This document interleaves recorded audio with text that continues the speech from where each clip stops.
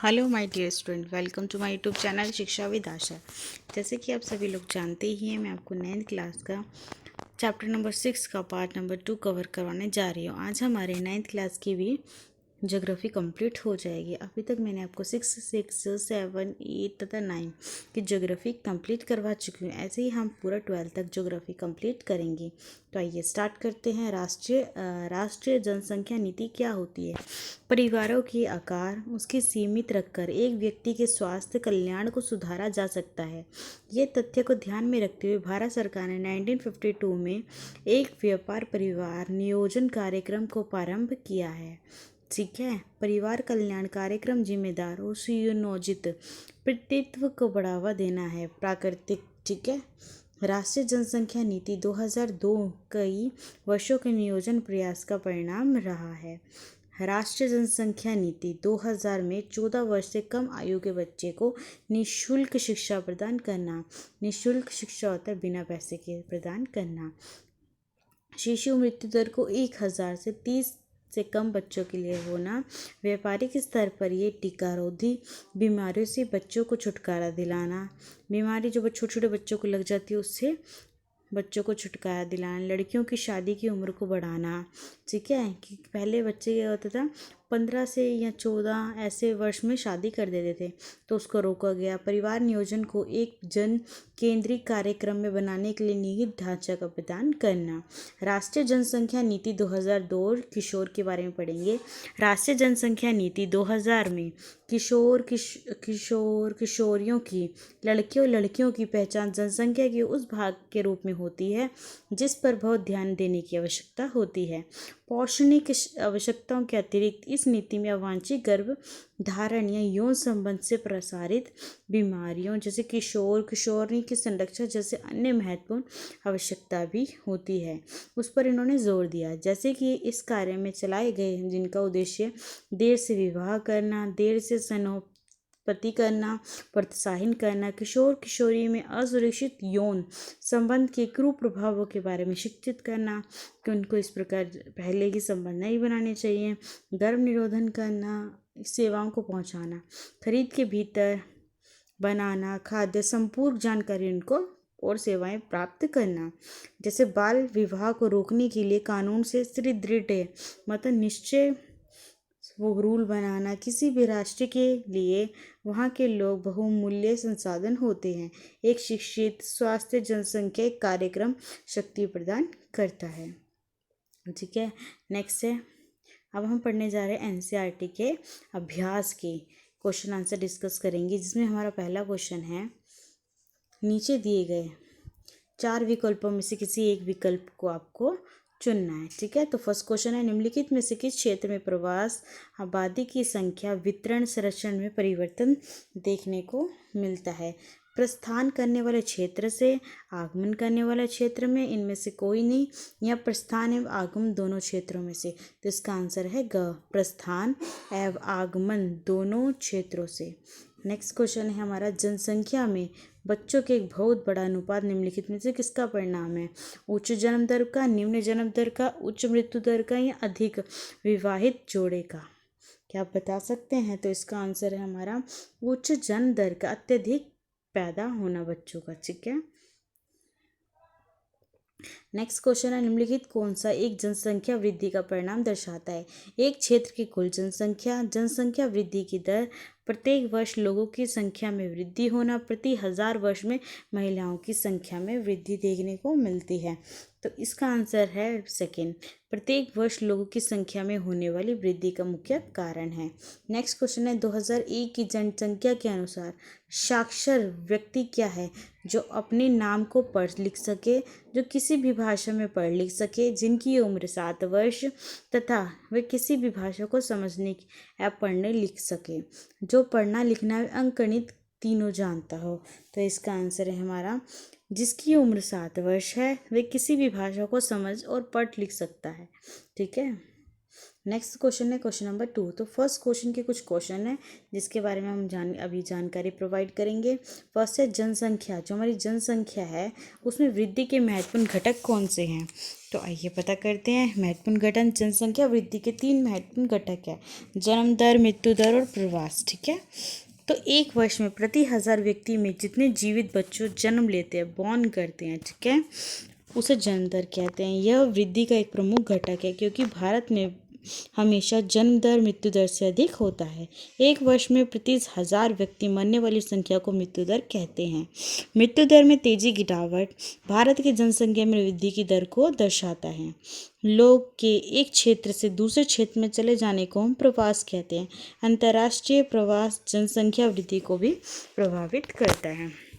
इसी प्रकार हमारा नेक्स्ट क्वेश्चन है 1981 में से भारत की जनसंख्या में वृद्धि दर क्यों घटने लगी है? इसका मुख्य रीज़न क्या है? तो इसका मुख्य रीज़न है परिवार नियोजन करना, जन्म दर नियंत्रण करना, साक्षरता को बढ़ाना। नेक्स्ट क्वेश्चन है हमारा आयु संरचना जन्म दर और मृत्यु दर को परिभाषित करना है कि क्या होती है। तो हमारा आयु संरचना, ठीक है, आयु संरचना से तात्पर्य है कि देश के किसी भी विभिन्न वर्गों के अनुसार जनसंख्या के कई आयु समूह में विभाजित करना, किसी देश की आबादी को बढ़ाना। जैसे बच्चे 15 से नीचे हो, वयस्क 15 से 59 वर्ष के बीच में हो, वृद्धि 59 वर्ष से ऊपर हो।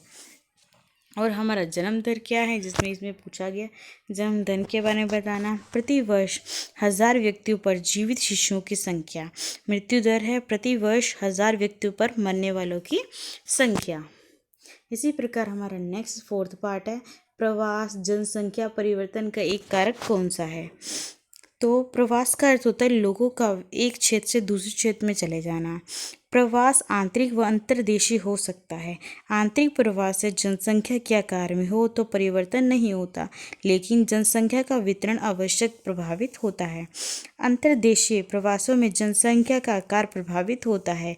प्रकाश के कारण भारत के नगरों और शहरों की जनसंख्या स्थायी रूप से बढ़ती हुई प्रतीत होती है। भारत में लोग रोजगार के अवसरों को बेहतर सुविधा की खोज में शहर की ओर स्थानांतरित करते हैं। प्रवास जनसंख्या परिवर्तन का एक महत्वपूर्ण कारक होता है। यह केवल जनसंख्या के आकार को ही नहीं बल्कि उम्र, लिंग को भी प्रभावित करता है, जिससे हमें जनसंख्या के बारे में संरचना को भी प्रभावित करता है। इसी प्रकार हमारा 3rd क्वेश्चन है जनसंख्या वृद्धि एवं जनसंख्या परिवर्तन के बीच में अंतर स्पष्ट करना है। सबसे इम्पोर्टेंट इनका बहुत बड़े एग्जाम में पूछा हुआ क्वेश्चन है जनसंख्या वृद्धि। जनसंख्या वृद्धि का अर्थ होता है किसी विशेष समय के अंतराल में, जैसे 10 वर्षों के भीतर, किसी देश राज्य के निवासियों की संख्या में परिवर्तन होना। इस प्रकार के परिवर्तन को 2 प्रकार से व्यक्त करते हैं, सापेक्ष वृद्धि से, ठीक है, सापेक्ष वृद्धि मैंने आपको बताया था, तो आप मुझे कमेंट बॉक्स में बताएंगे सापेक्ष वृद्धि क्या होती है, एंड प्रति वर्ष होने वाले प्रतिशत में परिवर्तन की दर से। अब है हमारा जनसंख्या परिवर्तन। जनसंख्या परिवर्तन क्या है? जनसंख्या परिवर्तन को 3 कारकों पर निर्धारित होता है, जन्म दर पे, मृत्यु दर पे, ये प्राकृतिक कारक होते हैं, और प्रवसन भी, ठीक है। नेक्स्ट क्वेश्चन है हमारा व्यावसायिक संरचना और विकास के बीच में क्या अंतर है? व्यावसायिक संरचना विकास में अंतर। व्यावसायिक संरचना विकास के एक निश्चित संबंध और तृतीय क्रियाकलापों में जनसंख्या की उच्च तापमान को बताता है और स्तर उच्चता को। प्राथमिक और कृषि क्रियाकलापों पर जनसंख्या की अधिक निर्भरता होती है, वो डिपेंड होते हैं। आय के स्तर पर निर्भरता होती है, इसलिए वे देश जहाँ अधिकतर लोग द्वितीय क्रियाकलापों में कार्यरत होते हैं विकसित देश कहलाते हैं। ठीक है प्यारे बच्चों। नेक्स्ट क्वेश्चन है हमारा 5th, स्वास्थ्य जनसंख्या क्या लाभकारी है? जो स्वस्थ जनसंख्या होती है कैसे हमारे लिए इम्पोर्टेंट होती है, तो आइए पता करते हैं। स्वास्थ्य जनसंख्या व्यक्ति अधिक घंटों तक कार्य कर सकती है। स्वास्थ्य जनसंख्या उत्पादन को बढ़ावा देने में मदद करती है। इससे राष्ट्र में स्वास्थ्य बढ़ोतरी हो जाती है, डेवलपमेंट अधिक देखने को मिलती है। स्वास्थ्य जनसंख्या अधिक सकारात्मक सोच रखती है, पॉजिटिव थॉट रखती है, ठीक है। वे अच्छे व ग्रामीण पहलू पर ध्यान देकर नेताओं का चुनाव कर सकती है जो देश को अधिक सुचारू रूप से चलाते हैं। स्वास्थ्य जनसंख्या राष्ट्रीय आय को बढ़ोतरी करती है, द्वारा लोगों के जीवन स्तर को भी बढ़ाती है। स्वास्थ्य जनसंख्या सरकार की उस खर्चे को बचा सकती है जो अस्वस्थ लोगों द्वारा किया जाता है। वह धन दूसरे विशेष कार्य में लगाया जाता है। ठीक है, और साथ में जनसंख्या निश्चित रूप से देश के विकास में सहायक होती है। इसी प्रकार हमारा 6 क्वेश्चन है, राष्ट्रीय जनसंख्या नीति की प्रमुख विशेषताएं क्या है। जो 14 वर्ष से कम आयु के बच्चे निःशुल्क शिक्षा प्रदान करना, बिना पैसे लिए उनको फ्री में क्लासेस प्रोवाइड करना, शिक्षा देना। शिशु मृत्यु दर को 1000 से 30 से कम करना। व्यापक स्तर पर टीकारोधी बीमारियों से बच्चों को छुटकारा दिलाना। लड़कियों की शादी की उम्र को बढ़ाने के लिए प्रोत्साहन करना कि लड़कियों की उम्र छोटे बचपन में ही शादी कर दी जाती थी, उनको और पढ़ाना। ठीक है, उनकी शादी न करना। परिवार नियोजन की एक धन केंद्रित कार्यक्रम के लिए निगत प्रदान करना। तो ये हैं आज के आपके एनसीईआरटी के क्वेश्चन जो मैंने अभी आपसे डिस्कस करिए। यदि किसी बच्चे को भी इन एनसीईआरटी के क्वेश्चन में कोई भी सॉल्यूशन में कोई भी गलती हो या कोई भी समझना हो, कोई भी डाउट हो, तो आप मुझे कमेंट बॉक्स में बता सकते हैं। इस चैनल को, यदि आपको मेरा चैनल पसंद आया तो इसे सब्सक्राइब करें, लाइक करें, शेयर करें। ठीक है प्यारे बच्चों, और कमेंट बॉक्स में अपनी क्वारी मुझे बता सकते हैं। तो इससे चलते हैं हम नेक्स्ट है, इसी का ही पार्ट है आगे शब्दावली, तो आज मैं वो भी डिस्कस आपसे करूँगी। सबसे इम्पॉर्टेंट मानी गई है, तो काफ़ी बार हमें ये जनरल नॉलेज के लिए ये एग्ज़ाम में नहीं पूछी जाती, पर फिर भी मैं आपसे डिस्कस कर रही हूँ। अवदाब का मतलब क्या होता है। ऋतु विज्ञान, जलवायु विज्ञान में इसका अभिप्राय अपेक्षाकृत निम्न दाब वाले क्षेत्रों से होता है जहाँ पे कम दाब होता है। नेक्स्ट है अवसाद शैलें। अवसाद से बनी कुछ शैलें जिसे परतदार संरचना कहते हैं। ठीक है प्यारे बच्चों, इसी प्रकार नेक्स्ट है अग्नेय शैल। मैंने अभी आपको पढ़ाया था, वह शैल जो मैग्मा लावा के पृथ्वी की सतह या पृथ्वी के भीतर जमा होने के कारण बनती है। ठीक है, इसी प्रकार नेक्स्ट क्वेश्चन है आधार जनसंख्या क्या है। दिए गए निश्चित समय में किस क्षेत्र की कुल जनसंख्या को हम आधार जनसंख्या कहते हैं। नेक्स्ट है हमारी आश्रित अनुपात क्या है। आश्रित अनुपात 15 वर्ष से कम, 60 वर्ष से अधिक एवं आर्थिक रूप से सक्रिय आयु 15 से लेकर 59 वर्ष तक के लोगों का बीच का अनुपात होता है। आंतरिक अनुपात। ठीक है, अब हम पढ़ेंगे आंतरिक अपवाह। ऐसी अपवाह तंत्र जिसमें नदियों जलमार्ग में नहीं पहुंचता, जो जल होता है जलमार्ग में नहीं पहुंचता, आंतरिक समुद्र या झीलों में जाकर गिर जाता है। उच्चावच धरातल अथवा समुद्र की तलहटी पर प्राकृतिक रूप से पाई जाने वाली ऊंचाइयों में अंतर, ठीक है, उच्चावच कहलाता है। उपमहाद्वीप एक बहुत बड़ा भूखंड, ठीक है, जहां भूमि के शेष भाग से पृथक भूगोलीय इकाई के रूप में स्पष्टता लग करता है।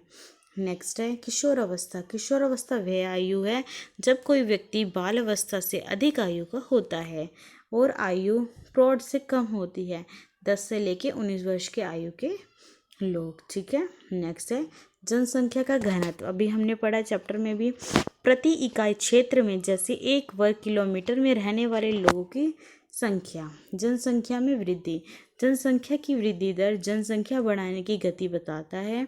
साथ में वृद्धि दर में बहुत सी बढ़ी हुई जनसंख्या के आधार पर जनसंख्या तुलना की जाती है, वार्षिक दशकीय गति से ज्ञात होती है। ठीक है, नेक्स्ट क्वेश्चन है जन्म दर। जन्म दर क्या है। प्रति 1000 व्यक्ति में जन्म लेने वाले जीवित शिशुओं की संख्या को जन्म दर कहते हैं। जो लोड मैदान नदियों के द्वारा बहाकर लाए गए महीन मृदा शिलाकणों और कांप जलोढ़ मृदा का निर्माण करती है। जीवन प्रत्याशा क्या है। प्रत्येक व्यक्ति की औसत आयु को हम जीवन प्रत्याशा कहते हैं। जीवोम क्या है। एक ही जलवायु दशाओं वाले क्षेत्र में विभिन्न वर्गों में पाए जाने वाले पेड़ पौधे का समूह। ठीक है, नेक्स्ट है झील। एक जल राशि जो पृथ्वी की सतह के गड्ढे में हो या चारों ओर से पूर्णतः स्थल से घिरी हो, उसे हम झील कहते हैं। नवीन युवा पर्वत भूमि के भूपटल के नवीनतम दौर से बड़े मोड़दार वल्लित पर्वत देखने को मिलते हैं। तो आप मुझे कमेंट बॉक्स में बताएंगे कि वल्लित पर्वत कहाँ पाए जाते हैं। ये मैं आपको पढ़ा चुकी हूँ। हिमालय, अल्प्स, एंडीज और रॉकी पर्वत। ठीक है, नेक्स्ट है हमारा निमज्जन। जलवायु विज्ञान में ये हवा की नीचे जाने वाली गति होती है। भूगर्भीय विज्ञान, जिसका अभिप्राय धरातल की सतह के नीचे धंसने की क्रिया होती है। नेक्स्ट है हमारे नेशनल पार्क। नेशनल पार्क क्या है? ठीक है, एक आरक्षित क्षेत्र जहाँ प्राकृतिक वनस्पति, जीव जंतु प्राकृतिक पर्यावरण को सुरक्षित रखते हैं, उसे हम नेशनल पार्क कहते हैं। पठार क्या है? विस्तृत ऊपर उठा हुआ एक भूभाग जिसके ऊपर एक भाग अपेक्षाकृत समतल हो और किनारे से तेज ढाल वाला हो, उसे हम पठार कहते हैं। इसी प्रकार हमारा नेक्स्ट स्टेप हमारा पर्यावरण। ठीक है, पर्यावरण क्या है? आइए पढ़ते हैं हम पर्यावरण के बारे में। वह परिवेश या परिस्थितियाँ जिसमें एक व्यक्ति अथवा एक वस्तु रह सकती है और अपने विशेष आचरण स्वभाव विकसित कर सकती है। इसके अंतर्गत भौतिक या सांस्कृतिक दोनों तत्व यहाँ पे शामिल होते हैं। नेक्स्ट क्वेश्चन है हमारा पर्वत। पृथ्वी के धरातल का ऊपर की ओर उठा हुआ जो भाग काफ़ी ऊंचा होता है और साधारण तीव्र ढाल वाला होता है। पशु पक्षी क्या है? किसी दिए हुए क्षेत्र की जैव संपदा को हम पशु पक्षी कहते हैं। प्रवसन, लोगों का एक स्थान से दूसरे स्थान पर जाकर बसना प्रवसन कहलाता है। आंतरिक प्रवसन का अर्थ होता है लोगों का एक ही देश में आना जाना। प्रवसन का अर्थ होता है लोगों का एक दूसरे से आना जाना, मिलना, ये सब प्रवसन कहलाता है। ठीक है, पारिस्थितिक तंत्र क्या है? एक तंत्र जो भौतिक पर्यावरण तथा इसमें रहने वाले लोगों जीवों से मिलकर रहना। भ्रंश क्या होता है? आंतरिक हलचलों के कारण भूपृष्ठ पर पड़ी दरारें सहारे चट्टानें खिसक जाती है। ठीक है, भारतीय भूभाग क्या है? भारत का वह भाग जो जम्मू कश्मीर से लेकर कन्याकुमारी तक गुजरात से लेकर अरुणाचल प्रदेश तक फैला हुआ है। नेक्स्ट है क्वेश्चन, भारतीय मानक समय। भारत की मानक मध्याह्न रेखा 82 डिग्री 30 पूर्व देशांतर स्थानीय मान होती है, जहाँ पर भारत का प्रमाणिक समय माना जाता है। भूगर्भीय, पृथ्वी के भीतर उत्पन्न होने वाली शक्तियाँ जो धरातल की भूमि आकृति में विस्तृत परिवर्तन के लिए उत्तरदायी होती है। नेक्स्ट क्वेश्चन है, भूगर्भीय प्लेटें क्या है? पर्वतिक पृथ्वी की गति की वैज्ञानिक कल्पना। नेक्स्ट क्वेश्चन है हमारा, भूसंतान क्या है? भूपट्टी के बाहरी और द्रोणी सैकड़ों किलोमीटर तक फैली एक गहराई खाई होती है, जिसके तल दोनों किनारों की भूविसेंत अपदय मलबे के निक्षेप के कारण धीरे धीरे धंसती हुई चली जाती है, जिससे अपसादी शैल की मोटी परत का निर्माण होता है। नेक्स्ट क्वेश्चन है, मृत्यु दर। प्रति 1000 जनसंख्या पर एक वर्ष में मरने वाले लोगों की संख्या को मृत्यु दर कहते हैं।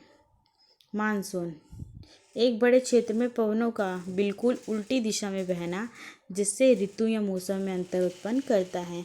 मिलियन प्लस सिटी, 10 लाख से अधिक जनसंख्या वाले शहर मिलियन प्लस सिटी कहलाते हैं। मैदान, समतल अथवा बहुत कम ढाल वाली भूमि का विस्तृत क्षेत्र होता है। रूपांतरित और क्रांतीय शैल, पूर्व नियमित आग्नेय अवसादी शैल बहुत अधिक ताप के कारण यह यहाँ में रासायनिक में उत्पन्न होते हैं। नेक्स्ट है, लिंग अनुपात क्या है? भारत में प्रति 1000 वर्ष महिलाओं की संख्या में लिंग अनुपात होता है। लैंगून क्या है? खारे पानी की झील जो समुद्र से बालू अवरोध तथा समुद्री जीवाएं के कारण बनती है। वनस्पति क्या है? किसी क्षेत्र में प्राकृतिक पेड़ पौधों का आवरण वनस्पति कहलाता है। वल्ली क्या है? पृथ्वी की पपड़ी पर दाब पड़ने से किसी क्षेत्र की शैलें पत्ते में पड़ने वाले मोड़ का वल्ली कहलाती है।